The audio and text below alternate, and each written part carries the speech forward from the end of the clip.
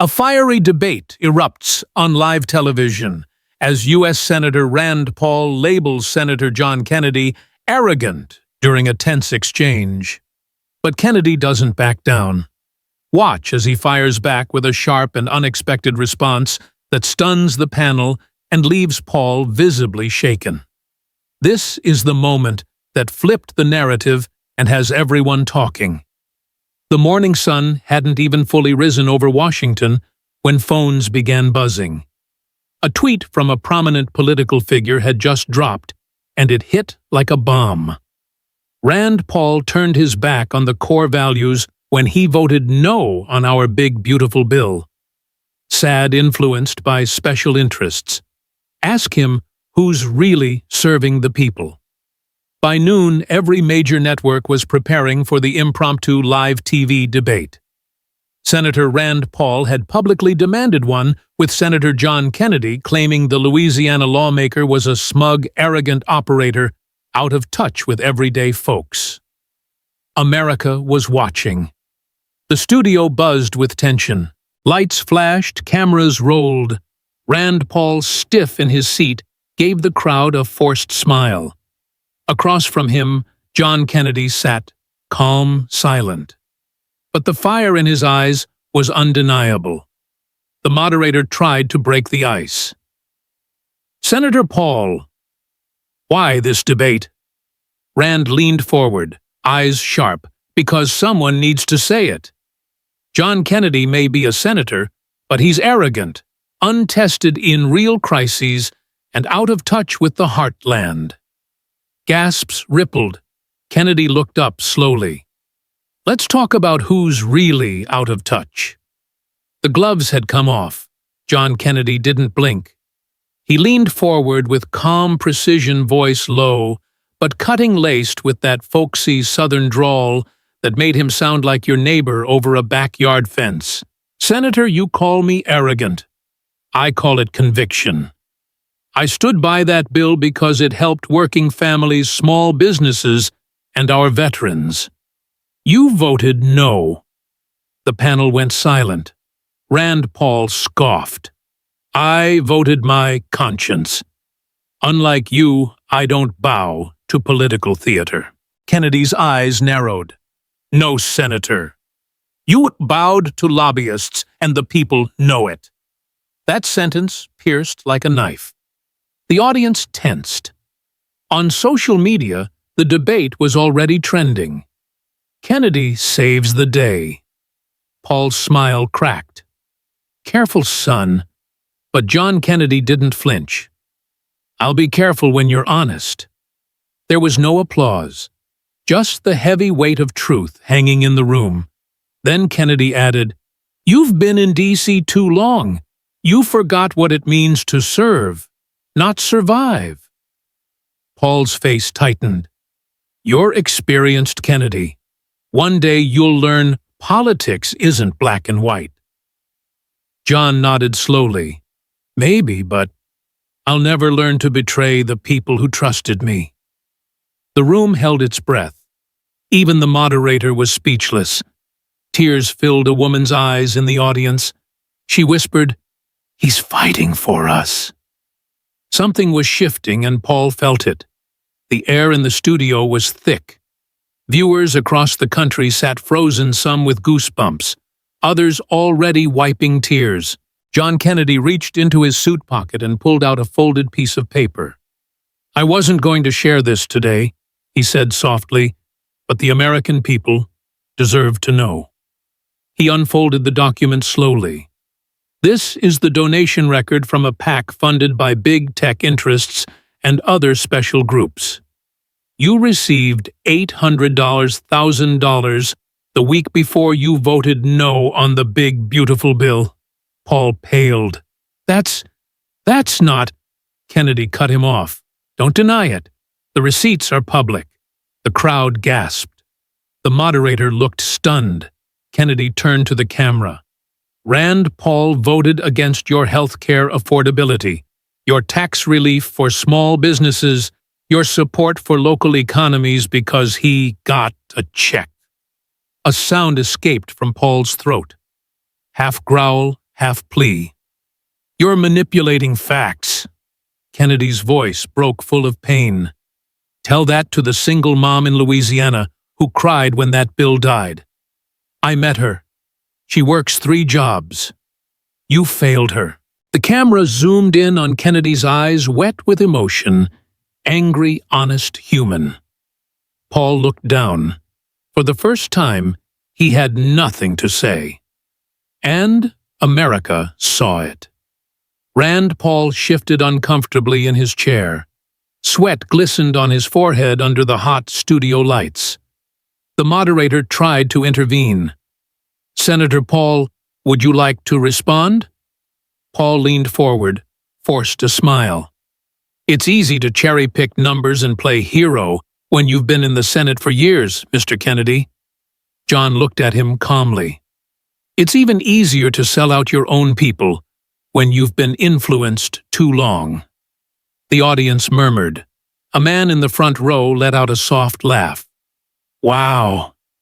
Kennedy stood up slowly, holding the document up again. "Do you know how many veterans this bill would have helped? Do you know how many children needed the insulin cap it provided?" Paul tried to interrupt. Kennedy didn't let him. "Instead, you said no. And right after that, you got a donation from the very group that lobbied against it." Camera flashes flickered from reporters. The story was already going viral. Paul turned red. "I will not be accused by someone who's done nothing but grandstand." Kennedy's jaw tightened. "I'm not grandstanding. I'm protecting the principles you betrayed." And just like that, the crowd applauded. The applause didn't last long, but the silence after it said everything. John Kennedy paused, then turned fully toward Paul. He didn't yell. He didn't raise his voice, but the words landed like thunder. "You didn't vote against the bill because of Principal Rand. You did it because special interests still buy betrayal." A gasp rippled through the audience. Paul's mouth opened, then closed. He looked lost, caught. The moderator looked stunned. Senator Kennedy raised a hand gently. "I'm not here for theatrics. I'm here because people are hurting, and they deserve to know who's fighting for them and who's selling them out." On social media, special interests was already trending. The camera cut to a young woman in the audience, tears rolling down her cheek. She whispered, "He's saying what we've all felt." Paul finally spoke, voice cracking. "That's a disgusting accusation." Kennedy looked him dead in the eye. "Then prove me wrong. Release your PAC donor records from last quarter. Right here, right now." Paul froze. Kennedy stepped back, and America watched a senator crumble on live television. The moderator tried to regain control. "Let's stay focused on policy." But it was too late. The focus had shifted. The nation had seen a mask fall. Rand Paul reached for a water bottle, his hands trembling slightly. Kennedy remained standing, calm but fierce. This bill would have secured our local economies, given tax breaks to small businesses, and increased funding for disabled vets. "Tell the American people why you said no." Paul didn't respond. Kennedy turned to the audience because he thought no one would notice. Cameras caught everything. Staffers backstage were seen whispering in panic. Paul's own aide held his head in his hands, but Kennedy wasn't done. He reached into his coat pocket again and pulled out a small photo. A veteran in a wheelchair holding his child. "This is Jacob. He served overseas, lost both legs. His daughter needs insulin every day. The bill would have capped it at $25. Now she pays $300 a month." He turned the photo toward Paul. "You voted no on Jacob." Someone in the audience sobbed audibly. Paul's eyes dropped, and in homes across the country, Hearts broke for a man they had never met, but now would never forget. The studio was dead silent.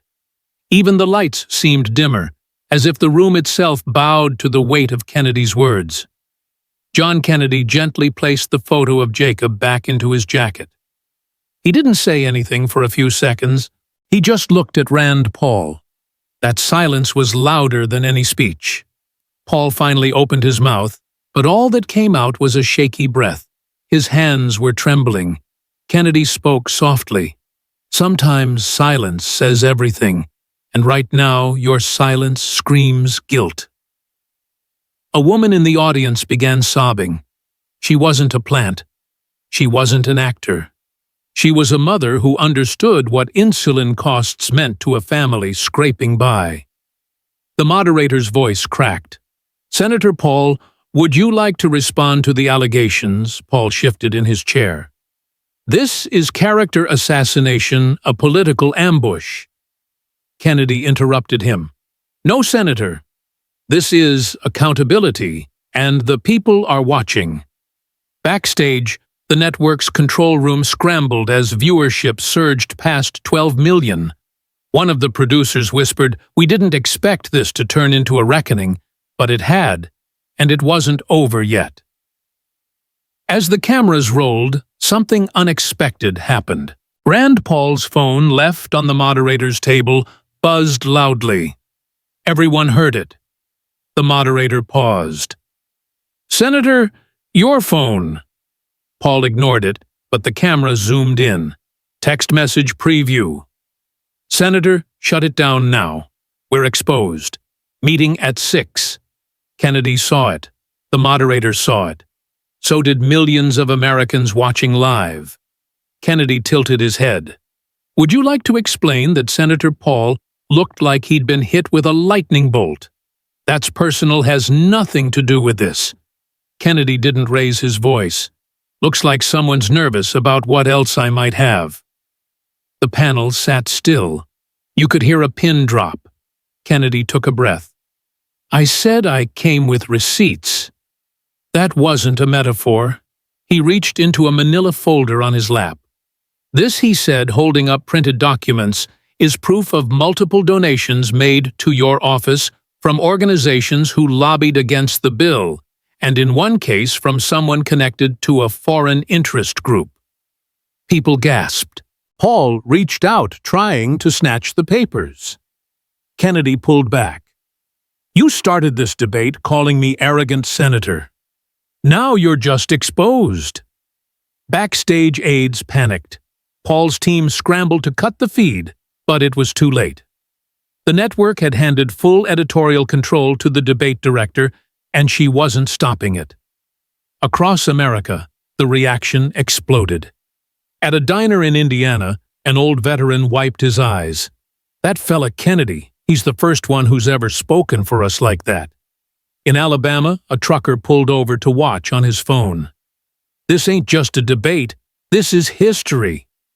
Back in the studio, Rand Paul was unraveling. He muttered, "This is a setup, a smear campaign." Kennedy stood again, holding the documents. "You thought you could attack me and deflect from your betrayal, but the truth has a way of rising." He turned toward the camera.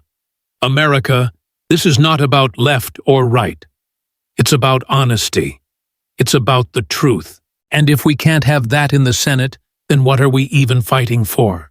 A single clap echoed from the audience, then another and another, until the whole room stood on its feet. Kennedy didn't smile. He just stood there, solid, unshaken. The debate pressed forward with unyielding intensity, the studio air thick with anticipation, as John Kennedy delved deeper into the heart of the matter, his folksy southern drawl cutting through the tension like a gentle breeze, carrying the weight of hard truths. He didn't shout or grandstand. Instead, he spoke with the measured cadence of a man who'd spent countless hours in small town halls listening to the whispers of worry from folks who felt forgotten by Washington. "Senator Paul, you've thrown around words like arrogant, But let's peel back the layers here, folks. Deserve the full picture, not just the polished one. With a steady hand, Kennedy flipped open his manila folder again, revealing a sheaf of documents that gleamed under the harsh lights, each page a testament to the shadows lurking behind political decisions. These aren't fabrications or hearsay. They're straight from public records, showing how special interests funneled money your way, right before you slammed the door on a bill that could have been a lifeline for so many. "Look at this one," he said, holding up a financial disclosure form, his voice laced with quiet sorrow rather than triumph. A hefty donation, $300,000 from a lobbying group tied to pharmaceutical giants, timed perfectly just 2 days before the vote. They stood to lose big if we capped insulin prices at an affordable rate. But you took their check and voted no, leaving families across Louisiana and beyond to foot bills they can't afford. The audience leaned in a collective breath, held as murmurs spread like wildfire. On social media, clips were already circulating with captions like "Kennedy exposing the rot" hashtags trending in real time. Paul's face hardened, but there was a flicker of unease in his eyes, sweat tracing a path down his temple as he shot back. "That's circumstantial at best. You're connecting dots that aren't there to smear a colleague." Kennedy shook his head slowly, his expression one of genuine disappointment, like a father correcting a wayward son. "Circumstantial? No, sir. It's as clear as the Mississippi on a sunny day. I've got emails here too, your staff coordinating meetings with these very lobbyists discussing the bill's flaws, while ignoring how it would have boosted small businesses with tax relief, helping shops in places like Lake Charles stay open instead of shuttering under crushing costs. I sat with a bakery owner there last week. Sweet lady bakes pies that remind you of Grandma's kitchen. She told me, 'Senator, that bill meant I could hire another hand, keep my doors open for the community.' But your no vote, fueled by those donations, crushed that dream. Now she's laying off family to make ends meet." Kennedy's voice cracked just a touch, not for show, but from the raw ache of knowing her story mirrored thousands more. Tears welled in his eyes, reflecting the studio lights like stars in a night sky. The camera zoomed in close, capturing that humanity, and viewers at home felt it. A truck driver in Texas, pausing his route to watch, nodding solemnly as he muttered, "That's a man who gets it." Paul tried to interject, his tone sharper now. "You can't reduce complex policy to sob stories. I voted for fiscal responsibility, not handouts bankrolled by taxpayers." But Kennedy didn't bite. He turned another page, his drawl softening further, drawing the room in like a storyteller by a campfire. "Sob stories. These are real lives, Rand folks who wake up before dawn, work till their bones ache, and still come up short. Because leaders like you prioritize fat checks over fair shakes." Here's another gem. A wire transfer from a tech lobbying firm, $250,000 linked to groups opposing the veteran support provisions in the bill. Why? Because it meant more funding for VA programs, cutting into their profit margins on overpriced contracts. I met a veteran in Lafayette, proud Marine, served 2 tours, came home with PTSD that haunts him nightly. That bill would have expanded counseling and job training for him and his brothers in arms. He shook my hand, eyes full of hope, and said, "Senator Kennedy, don't let them forget us." But you did with that vote, and now he's waiting in lines that stretch too long, fighting battles at home he shouldn't have to.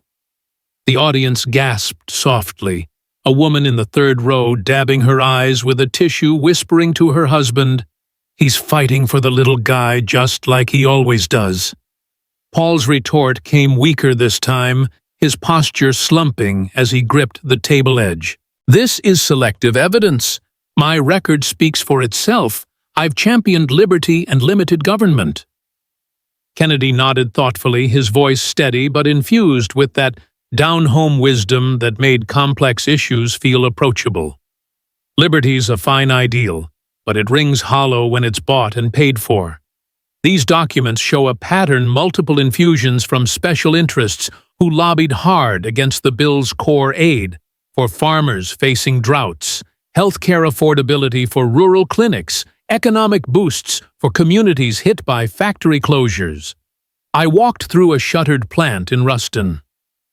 Not long ago, workers gathered sharing coffee and concerns. One man, calluses on his hands, thicker than leather, looked me in the eye and said, "We built this country. Why won't Washington build us back?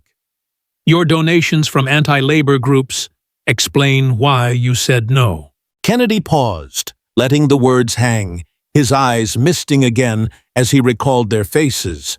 The moderator glanced nervously at the producers, noting the surging viewership numbers flashing on screens backstage. Social media lit up, further posts pouring in from coast to coast. Finally, someone calling out the corruption with heart. Paul muttered under his breath, "You're emotionalizing policy to distract from the facts." But Kennedy leaned forward slightly, his tone shifting to one of profound empathy, the kind that comes from personal roots in humble beginnings. Emotional, darn right, because politics ain't just numbers on a spreadsheet. It's people hurting, hoping, holding on. My own path taught me that. Growing up in Louisiana, I saw neighbors lose farms to floods, families skip doctor visits to pay rent. That's why I fight for bills like this one. And these papers, they prove you chose differently. Another $150,000 from energy lobbyists who hated the local economy protections, fearing it would crimp their bottom lines. A single dad in New Orleans told me his story last month, lost his job in oil, needed retraining the bill offered. Now he's driving ride shares at night, missing his kids' bedtime. You voted no on him, Rand, and that betrayal stings deeper than any policy debate. The room fell quieter, the weight of Kennedy's words pressing down. A young man in the audience stood briefly fist-pumped in silent solidarity, while online forums buzzed with shares and comments like, "Kennedy's got the receipts and the soul." Paul shifted uncomfortably, his earlier fire dimming to embers as he searched for words. This is a low blow, using anecdotes to undermine principled stands. Kennedy set the folder down gently, his voice now a blend of resolve and quiet, fire eyes locking onto the camera to address the nation directly. Low blow. No, it's lifting the veil so folks can see clear. America. I've always believed in plain talk. Tell it like it is no frills. These evidences aren't attacks. They're accountability. When a senator takes money from those who profit off our pain, it erodes the trust that holds us together. I carry these stories in my heart because they're not just tales, they're the reason I'm here. Paul's silence stretched the contrast stark Kennedy's heartfelt exposure against defensive deflection. Backstage aides whispered frantically, one noting he's turning this into a reckoning with every word. As the chapter of Revelations unfolded, Kennedy's personal touch wove through the evidence, making the abstract betrayal feel painfully real. Viewers wiped tears in living rooms from Maine to California, a groundswell building that this wasn't just debate, it was a call to conscience. Paul finally croaked a response, but it landed flat, drowned out by the echoing truth Kennedy had laid bare. The stage was set for voices from the people to rise, but in this moment, Kennedy's blend of proof and passion had already shifted the tide, leaving an indelible mark on hearts and minds alike. As the weight of Kennedy's revelations lingered like a storm cloud over the studio, the moderator, her composure barely holding amid the charged atmosphere, decided to pivot, her voice cutting through the silence with a hint of excitement. Ladies and gentlemen, this debate has clearly struck a chord across the nation. Let's bring in some voices from the American people. We'll start with our phone lines and open the floor to the audience here tonight. The control room buzzed with activity screens flashing incoming calls and social media metrics skyrocketing as a soft beep signaled the first caller. Hello, this is Sarah from Shreveport, Louisiana. I'm a single mom of 2 working as a waitress, and that bill you voted against, Senator Paul, would have capped my insulin costs for my diabetic son. We skipped doses last month to pay rent. How can you justify taking money from big pharma lobbyists while families like mine suffer? Paul's response was clipped. A defensive murmur about the need for market-driven solutions and avoiding government overreach. But it landed like a dud firecracker, the audience shifting restlessly as eyes turned to Kennedy. He nodded thoughtfully, his folksy drawl warm and reassuring like a trusted uncle, sharing wisdom over sweet tea. Sarah, God bless you for holding it all together. I've met mamas like you in diners across the state, pouring coffee with tired smiles but unbreakable spirits. That bill was about real relief, not handouts, and I promise your boy's health shouldn't be a luxury. We're in this fight together, and voices like yours keep me going. The line clicked off, but the echo lingered. Social media ignited instantly, with tweets pouring in like rain. Kennedy hears us trending. Within minutes, one user posting, "Finally a senator who talks like one of us, not at us," accompanied by a clip that garnered thousands of retweets in seconds. The moderator, sensing the momentum, pointed to a raised hand in the audience where a burly man in a flannel shirt stood, his voice booming with the grit of someone who'd spent decades in the fields. Name's Hank Farmer from the Bayou Country. That legislation had aid for folks like me hit by floods and rising feed costs. Senator Paul, your no vote after those donations feels like a kick when we're down. Special interests don't plow the land we do. Paul leaned forward, attempting to counter with talk of unsustainable spending, but the words fizzled as Hank's raw authenticity filled the room. Kennedy rose slightly from his seat, his eyes meeting Hank's with genuine respect, that southern accent drawing out each syllable for emphasis. Hank. I've walked those muddy rows myself, smelled the earth after rain, and heard the worries about the next harvest. You're the heart of what makes America strong, and that bill aimed to give y'all a fair shot. Tax breaks, disaster relief without the red tape. Thank you for standing up. It's farmers like you who feed this nation, and we owe you better. The audience erupted in scattered applause, a few farmers in the crowd nodding vigorously, while online agricultural forums lit up with shares. One viral post reading, "Kennedy gets rural America. Paul's just another suit," amassing likes from heartland states. Not missing a beat, the moderator cued another caller this time, a soft-spoken elderly woman whose voice trembled with emotion over the speakers. "This is Ethel from New Orleans. I'm on a fixed income, and that bill's healthcare provisions would have helped with my prescriptions. Senator Paul, why take lobby money over helping seniors like me who built this country?" Paul's reply was evasive, pivoting to broader entitlement reforms, but the disconnect was palpable, the studio air growing thicker with unspoken judgment.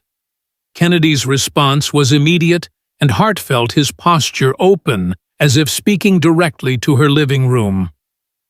"Ethel, darlin', you've earned every bit of peace in your golden years. I've sat with seniors in community centers, sharing stories of the good old days and today's struggles. That bill was crafted for folks like you, capping costs so you can enjoy life without fear. Your wisdom guides us. We're grateful, and I'll keep pushing for what's right." Social media surged again, silver-haired users flooding timelines with #stand.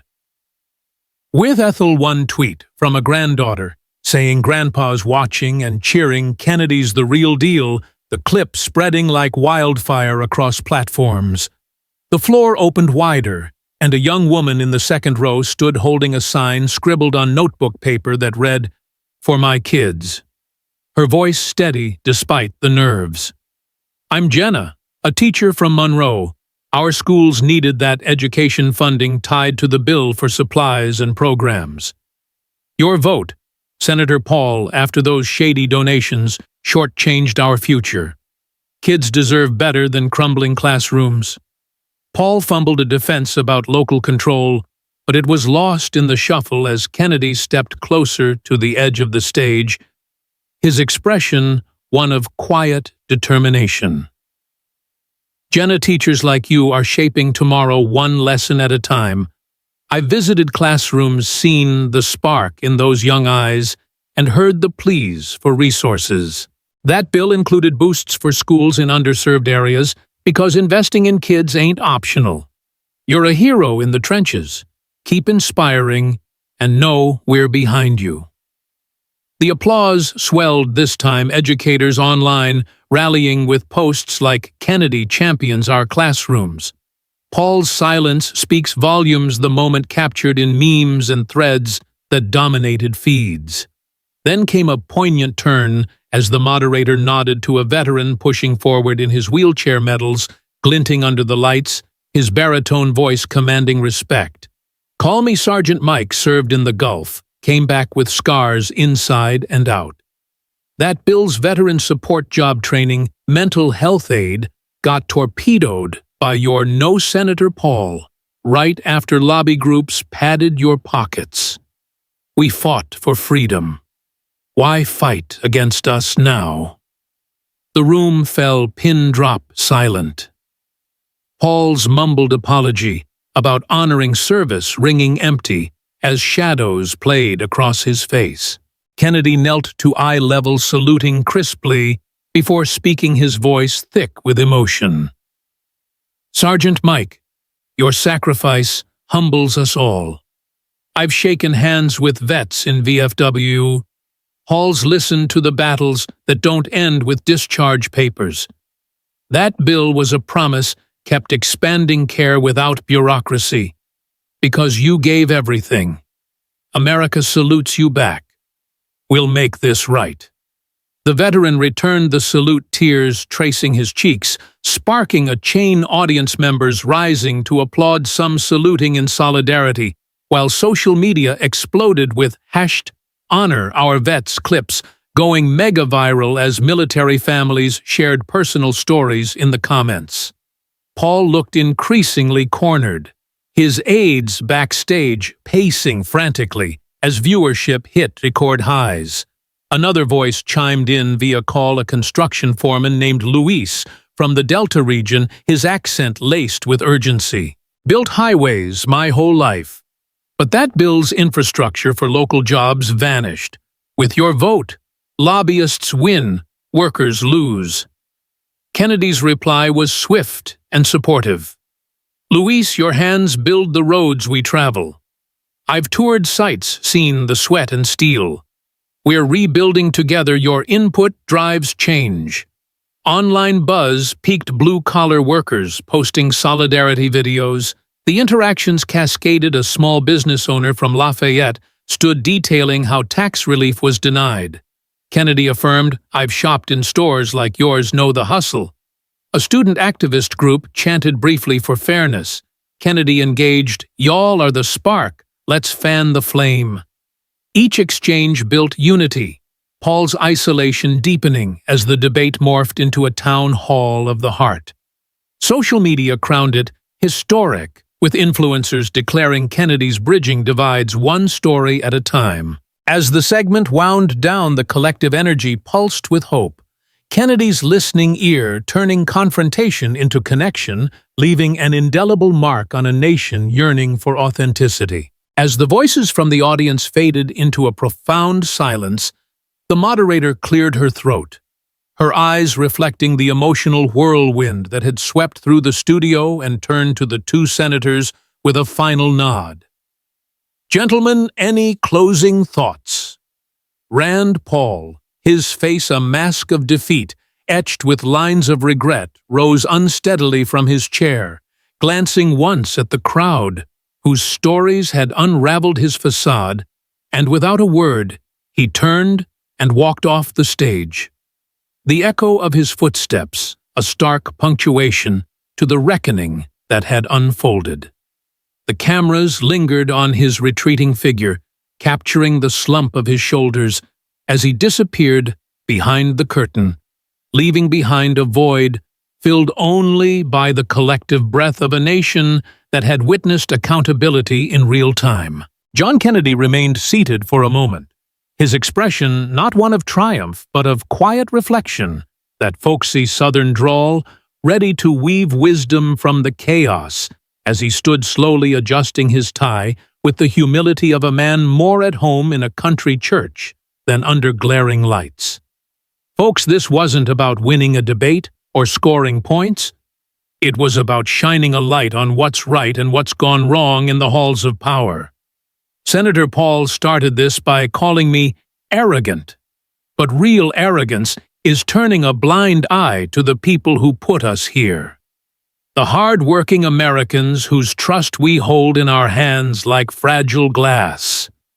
I've always believed that politics ain't a game for the elite.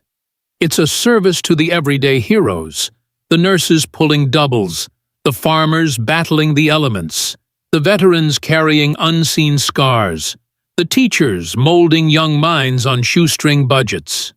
Tonight, we heard their voices raw and real, and that's the true power of this moment.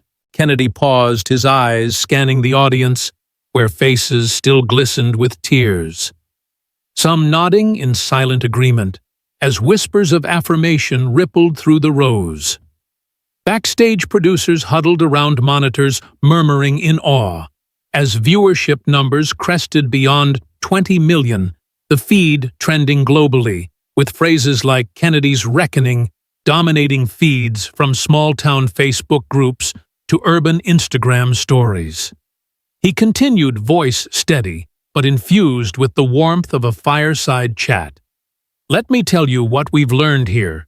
Integrity isn't optional in public service. It's the foundation. When leaders let special interests whisper louder than the people's cries, we all pay the price. Families skip meals to afford medicine. Businesses shutter doors that once lit up main streets. Veterans wait in lines that stretch their patience thin. But tonight shows us another way. When we stand on conviction, listen with open hearts, and act with honesty, we can rebuild that trust brick by brick. It's a lesson for every one of us, not just in Washington, but in living rooms across this great land. Demand transparency from those who represent you. Hold them to the fire of truth, and never underestimate the power of your own story to spark change. Social media pulsed with life users sharing clips of Kennedy's words alongside their personal tales. A mechanic in Michigan posting about lost jobs. A retiree in Florida detailing skyrocketing health costs, each one tagged with "hard truth." Matters, turning the debate into a nationwide conversation that no algorithm could contain. Kennedy stepped closer to the camera, his posture, humble eyes earnest, as if speaking directly to each viewer huddled around their screens. America. If there's one takeaway from this evening, it's that serving the people means putting them first always. Not chasing power or padding pockets, but lifting up the overlooked, fighting for the forgotten, and remembering that every vote, every decision ripples out to touch real lives. We've seen betrayal exposed, but more importantly, we've seen hope ignited. Encourage your kids to speak up, volunteer in your community, run for local office, if the call stirs your soul, because democracy thrives when everyday folks step into the arena. I've carried these principles from the bayous of Louisiana to the Senate floor, and tonight reaffirms why the American spirit is unbreakable when fueled by truth and compassion.